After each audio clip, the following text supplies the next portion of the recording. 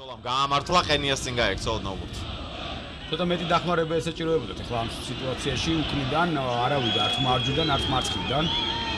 ის ფეხბურთელი ვისაც ევალება ამის გაკეთება და ისევ ალბანელი ფეხბურთელები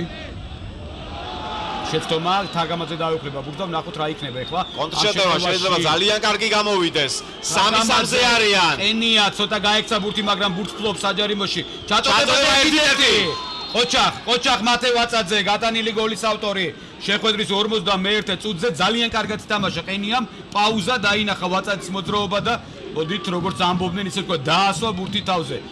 ყოჩახ როგორც ერთი ასევე მეორე ფეხბურთელი და თარგამაძე რომელმაც წამოიწყო ეს შეტევა და ძალიან კარგია 51 წუთზე გაიტანეს ქართველმა ფეხბურთელებმა გოლი ახლა უყურეთ აი ზუსტად ეს არის ახედა დაინახა მოძრაობა ვაწაძის და ზუსტად გააკეთა ყველაფერი ეს არის უბრალოდ ჩაწოდებული გადაცემა ყოველ შემთხვევაში ეს ჩანს და ორ შორის შევიდა ვაწაძე ძალიან კარგად ვაწაძე მითამაშა ძალიან კარგად კარგად გაიხსნა